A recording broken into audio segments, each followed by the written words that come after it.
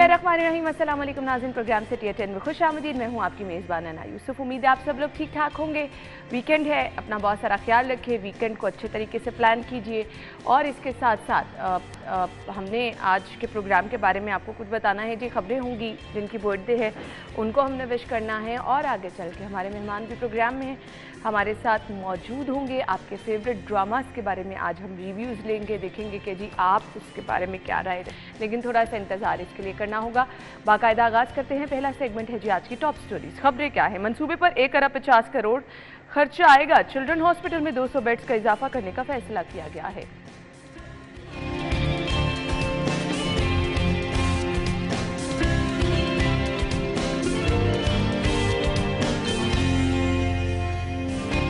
काबीना की जानिब से बड़े फैसले क्या किए गए हैं, उन पर भी आज के प्रोग्राम में रोशनी डालेंगे। फाइनली अच्छी खबर यह है कि आइंदा बिजली नहीं महंगी होगी। और अब यह कैसे होगा ये भी बता देंगे आपको जी।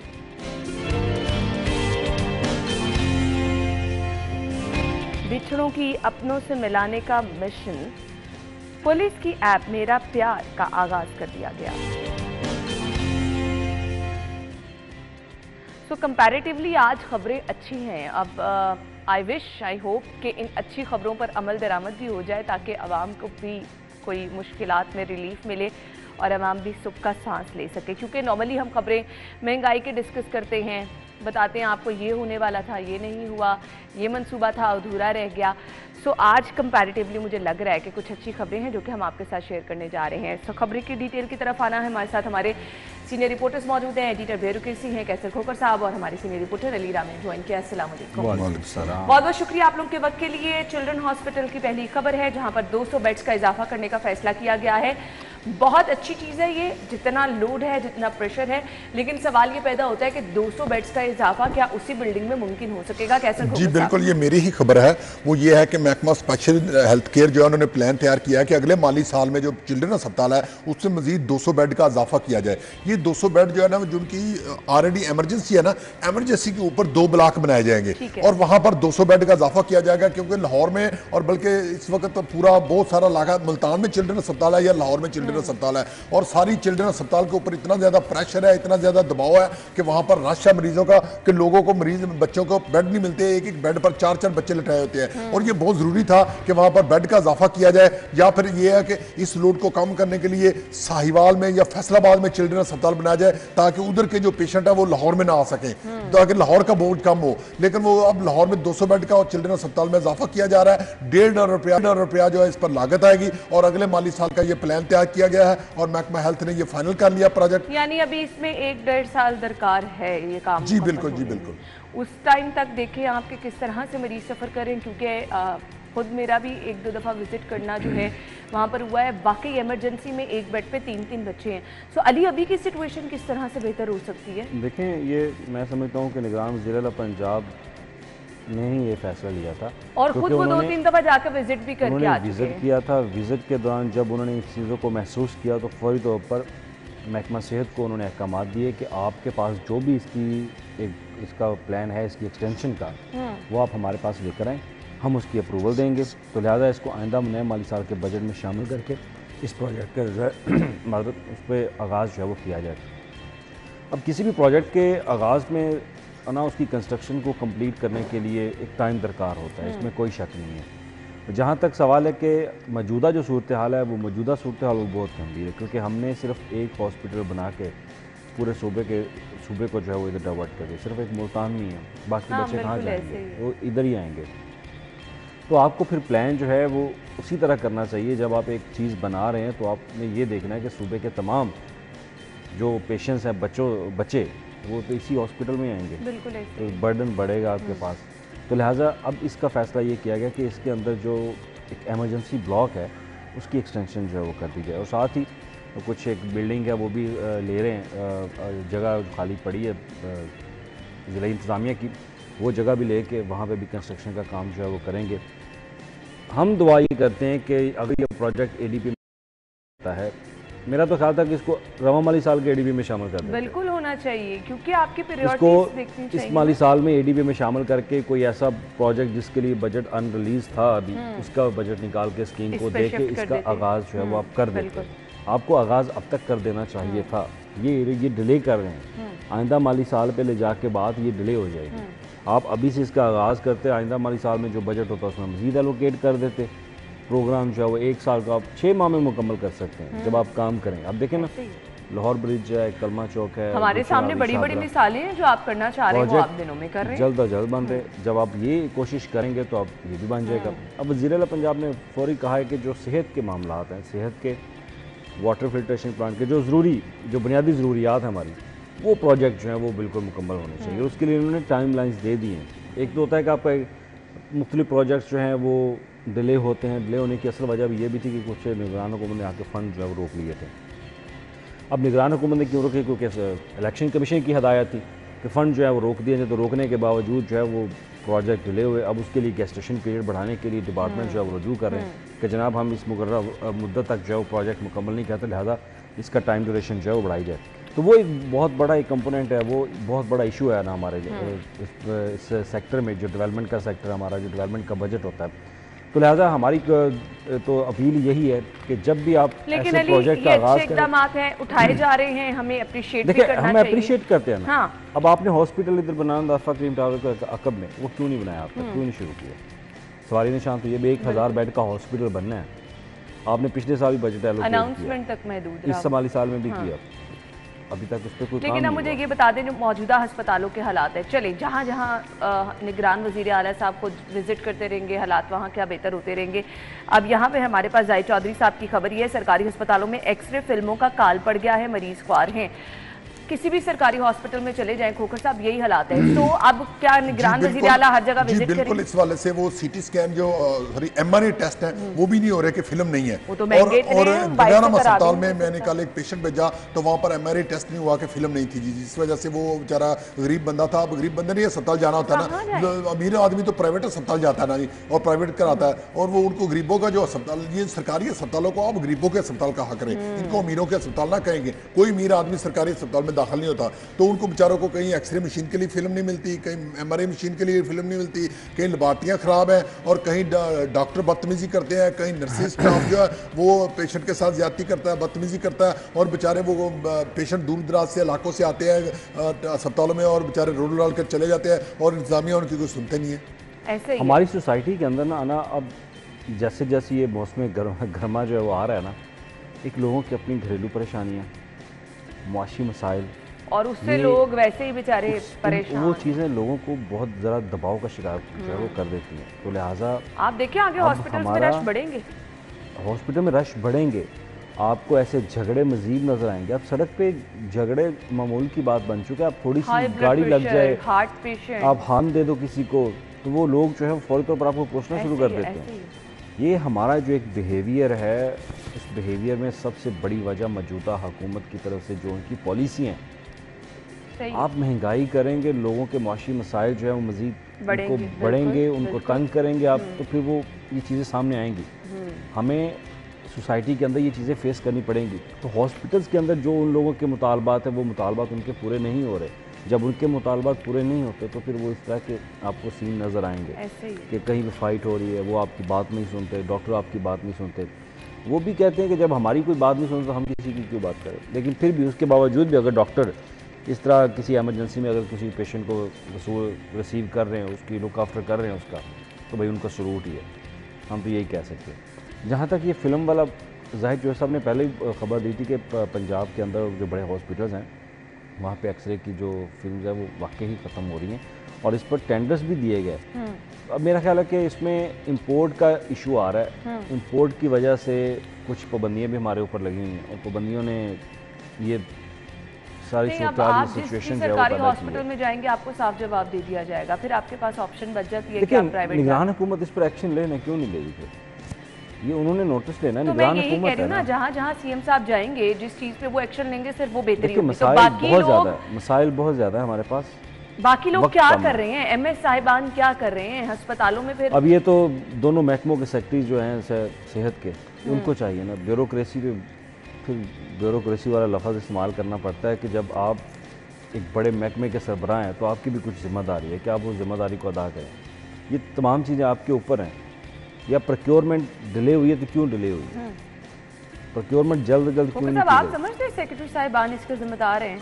जिम्मेदार है सर, क्यों नहीं? असल में मैं आपको बताऊंगा मैंने कहा जरा उनसे सेक्रेटरी साहबान की बजाय जो हुकूमतें हैं ना माजी की, वो इसकी जिम्मेदार है कि हुकूमत को चाहिए कि रेट जो गवर्नमेंट की होती है वो हुकूमत की रेट होती है, सेक्रेटरी की रेट नहीं होती। असल में जो अस्पताल चलाने का काम होता है साहब यही तो मसला है कि आपने गवर्नमेंट जो है ना, गवर्नमेंट को cover कर पॉलिसी लिया देनी है। चाहिए, गवर्नमेंट को इस हवाले से काम करना चाहिए अस्पतालों को सेक्रेटरी चलाने के साहिबान लिए। का क्या काम है? ठंडे कमरों में बैठना सिर्फ? बस जी बैठना बिल्कुल, ही है उनका काम जो है ना वो हुकूमत का काम है ब्यूरोक्रेसी को चलाना। ये हुकूमत का काम है ब्यूरोक्रेसी को चलाए। ब्यूरोक्रेसी को इतने इख्तियारात ना दिए जाएं कि वो आकर मनमानी करे। इख्तियारात हुकूमत के पास होने चाहिए, और हुकूमत से मुराद जो होती है, गवर्नमेंट से मुराद जो होती है, रूल्स बिजनेस के तहत जो रूल्स ऑफ बिजनेस है वो कैबिनेट और सीएम होता है, हुकूमत। सही, हम यहाँ से गुफ्तगू का सिलसिला आएंगे। अलबत्ता अब यहाँ पर तो जी अल्लाह ताला ही हालात बेहतर करे, अस्पतालों में बहुत बुरे हालात हैं।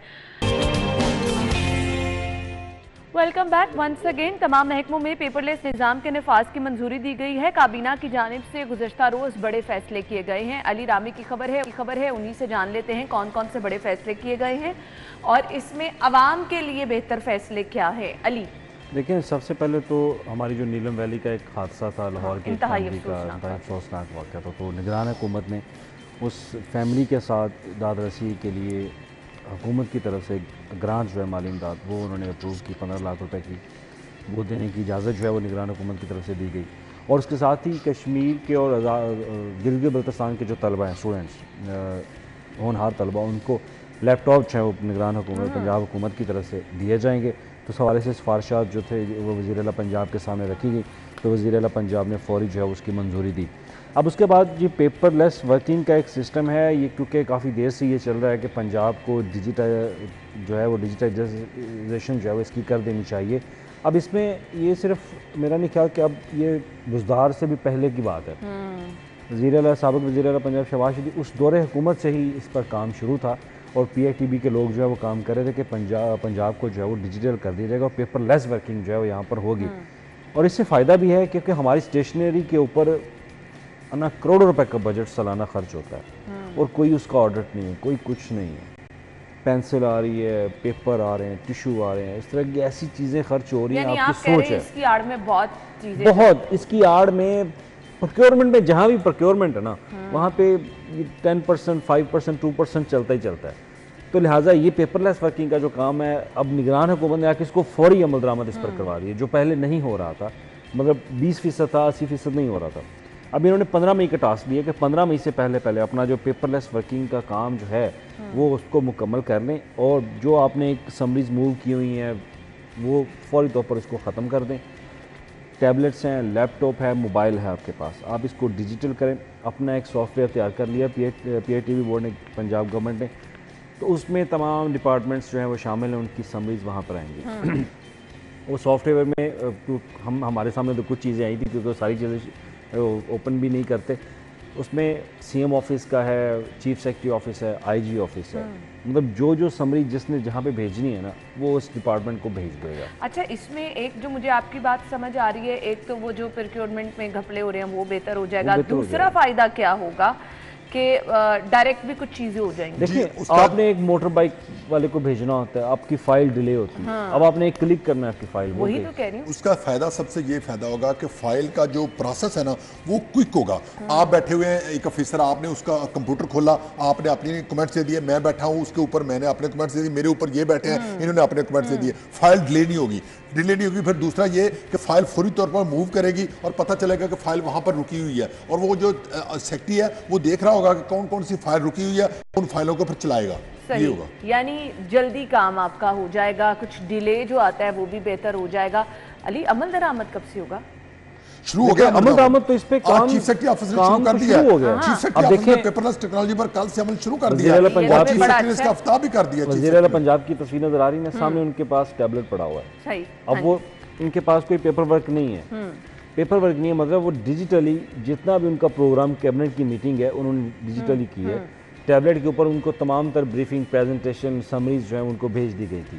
वो उसी पर क्लिक करेंगे, एजेंडा फाइनल करेंगे, सारी चीज़ें उनके सामने जो है वो आ जाती है। चलिए जी, ये तो अच्छी चीज़ है कि फौरी तौर पर इसका आगाज़ होना चाहिए, पूरी दुनिया कहाँ से कहाँ जा रही है। लेकिन इसका एक नुकसान ये होगा कि हमारा जो सिस्टम है ना, सिस्टम हैक होने में कोई देर नहीं लगती। हाँ, ये तो आप बिल्कुल सही कह रहे हैं। अगर कहीं थोड़ी सी खराबी हुई तो फिर हाथ पे हाथ रख के हर चीज आपकी निकल जाएगी। कह रही हूँ ना, हाथ पे हाथ रख के हमारे पहले भी पंजाब के अंदर बहुत सारी वेबसाइट जो है वो हैक हुई हैं। तो पीआईटीबी को हमारा इसका जो सिक्योरिटी सिस्टम वो बहुत मजबूत करना पड़ेगा, किसको कोई हैक न कर सके, क्योंकि हैक कर ले तो सारा डाटा गया। आपकी कितनी मैक्सिमम आपकी इन्फॉर्मेशन ऐसी होती है, बहुत ज़्यादा इन्फॉर्मेशन होती है, आपकी इंटरनल समरीज होती हैं। अब देखते हैं कि कितनी ज़्यादा इंटरनल चीज़ें ये वहाँ पे डिस्कस करते हैं, ये नहीं करते। वहाँ पे सिक्योरिटी सिस्टम मजबूत होना चाहिए। और उसके बाद पेपरलेस वर्किंग में एक चीज़ ये भी होती है कि आप क्लर्क वगैरह जो होते हैं ना, ये बड़े आए रोज़ हमारे फेक नोटिफिकेशन कभी पढ़े हैं आपने? हाँ, बिल्कुल बिल्कुल। फेक साइन के साथ, खास तौर पर जब छुट्टियाँ होती है ना बच्चों को, ऐसे नोटिफिकेशन निकलते हैं कि बंदा धांग देखता है, यार इन्होंने साइन कैसे कर लिया। आपने उसका दूसरा पहलू बता दिया कि ये एक रिस्क भी है और सेंसिटिव। इसको सिक्योर करना बहुत जरूरी है। सिक्योर किस हद तक करते हैं? क्या एक महकमे का सेक्रेटरी ही इसको ओपन कर सकता है, या उसके मुतलका दीगर जो ऑफिसर्स हैं वो भी इसको ओपन कर सकते हैं, उनके मुताबिक भी कर सकते हैं। चाहिए और फिर आपको इस निजाम की तरफ आना चाहिए। मुझे ब्रेक का कहा जा रहा है, ब्रेक के बाद आपको ज्वाइन करेंगे, हमारे साथ ही रहिएगा।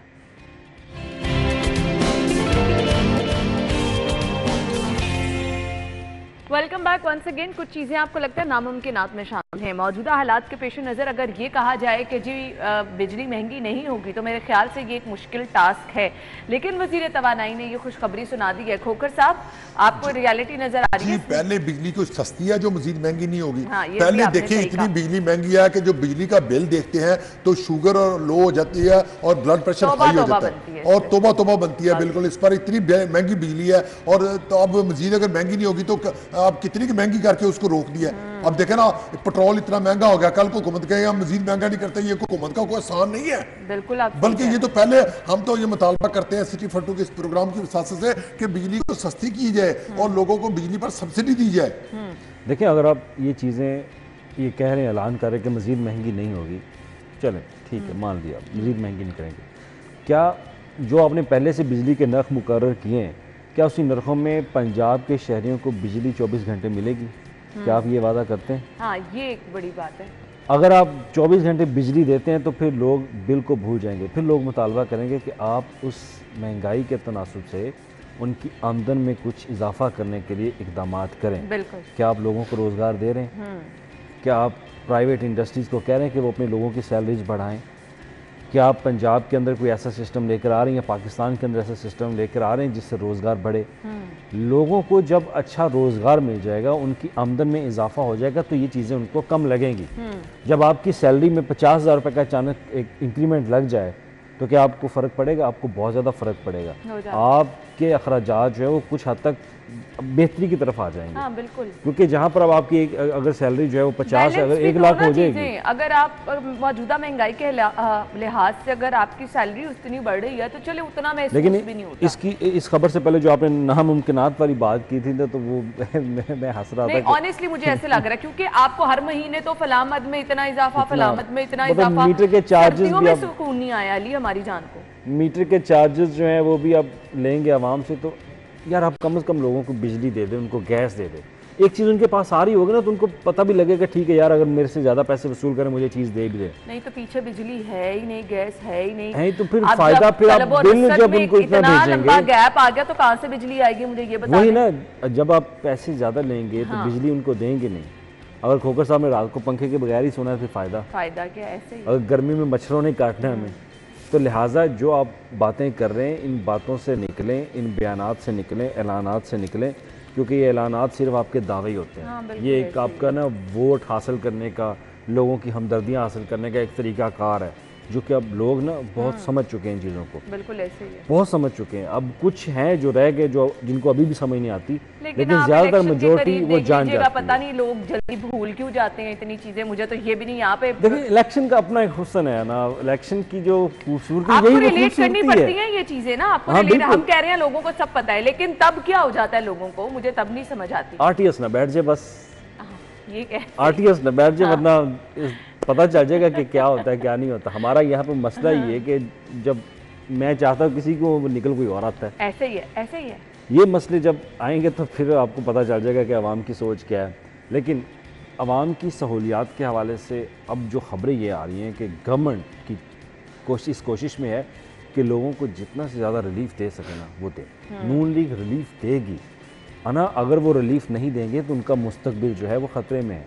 लोग उनको वोट कास्ट नहीं करेंगे। अब जो प्रपोजल जो हमने मीडिया के ऊपर चलती खबरें चलती देखी हैं कि आप 50% तनख्वाहों में इजाफे की सिफारशात कर रहे हैं, आप 100 रुपये फ़ी लीटर पेट्रोल सस्ता, 100 रुपये फ़ी लीटर पेट्रोल सस्ता हो गया ना, ये बहुत बड़ा फैसला है। आवाम उसी दिन ही बदल जाएगी। हाँ, ये सबसे बड़ा रिलीफ वाकई मिल जाएगा। आवाम को रिलीफ चाहिए ना, रिलीफ चाहिए कि उसे कोई चीज़ रिलीफ में मिले तो वो फिर अच्छा बदले अली, में। वैसे अगर हम देखें नॉर्मली हालात होते हैं इलेक्शन से पहले कुछ ऐसे इनिशिएटिव लोग डेफिनेटली हुकूमतें लेती भी हैं, लेती हैं, बिल्कुल लेती तो हैं। ये लेने पड़ेंगे अगर आपको आवाम की हिमायत चाहिए तो। और ये गवर्नमेंट देगी। नून लीग और कोई ऑप्शन नहीं है। पीडीएम के पास यही चॉइस है, अगर वो नहीं और कोई करेंगे ऑप्शन तो नहीं आप फिर वोट लेने भी ना जाइएगा लोगों से। लोग फिर आपको वोट नहीं देंगे, लोग आपको अंडे मारेंगे, फिर जूतियां मारेंगे। खोकर साहब, आवाम के मुतालिबात हैं क्या? हम अब कह रहे हैं इलेक्शन से पहले हुकूमत ने कुछ इस तरह के इनिशिएटिव तो लेने अना अवाम का एक ही मुतालबा है कि महंगाई पर कंट्रोल किया जाए, बस। और अवाम का कोई मुतालबा नहीं है। जो सियासी जमात, जो हुकूमत महंगाई पर कंट्रोल करेगी, अवाम उसके साथ होगी, दूसरे का साथ अवाम नहीं देगी। एक आम जो सफ़ेद पोश बंदा है उसका 2 वक्त की रोटी खाना जो है मुश्किल हो गया है, इतनी महंगाई हो गई है। बिजली के बिल, गैस के बिल, पेट्रोल के बिल, मकान का किराया, तनख्वाहें कम, ये कैसे गुजारा होगा? लोगों का गुजारा नहीं हो रहा। बिल्कुल ऐसे ही है। सो यही हालात रहे तो मुझे तो नज़र नहीं आ रहा कहीं आवाम फेवर में नज़र आएगी। लेकिन देखें अब इलेक्शन के करीब क्या होता है। पुलिस की एप्लीकेशन है जी, बिछड़ों को अपनों से मिलाने का ये मिशन है। अली, कैसे देखते हैं इस एप्लीकेशन को और मकसद क्या है? निगरान हुकूमत ने ही इस फीचर को मुतारफ़ करवाया था। तो आईजी पंजाब ने कहा था कि हम ये जो पंजाब पुलिस की ऐप है उसके अंदर एक मेरा प्यारा के नाम से एक नया फीचर जो है मुतारफ़ करवा रहे हैं। देखें, हम इस वक्त मोबाइल्स के ऊपर डिजिटल हो चुके हैं, हमारे हर चीज़ मोबाइल के अंदर है। अगर ये सिस्टम उन्होंने लेके आ गए हैं तो मेरा ख्याल है कि हम कोई भी चीज़ रिपोर्ट कर सकते हैं, कोई भी चीज़ जल्द उसकी निशानदही कर सकते हैं। अब यहाँ पर एक फ़ायदा ये दिया गया कि जो शहरी जिनके बच्चे स्पेशल हैं, जिनके पास लोग स्पेशल हैं, उनको पता है कि ये आगे पीछे हो जाते हैं, वो उनकी तस्वीर, उनका तमाम तर डाटा, उनका मेरे पास कॉन्टैक्ट वक्त नंबर। बहुत कम है, मेरे ख्याल से फिर इसके लिए ट्रेनिंग भी करनी होगी। ट्रेनिंग फिर देखिए, इन पुलिस के एप्लीकेशंस लोग, का फायदा तो तब होता है ना। पुलिस ऑफिसर जो हैं वो अब इस पर सोशल मीडिया के ऊपर वो अपनी कैंपेन कर रहे हैं, लोगों को बता रहे हैं कि किस तरह से आप यूज़ कर सकते हैं। बिल्कुल। और ना जो Facebook, WhatsApp, Instagram, TikTok use कर सकता है ना, वो ये भी यूज़ बिल्कुल आपने सही कहा, उनके लिए कोई चीज़ें नहीं और अब तो हर बंदा ये इस्तेमाल करे। थैंक यू सो मच, आप लोगों के वक्त का शुक्रिया।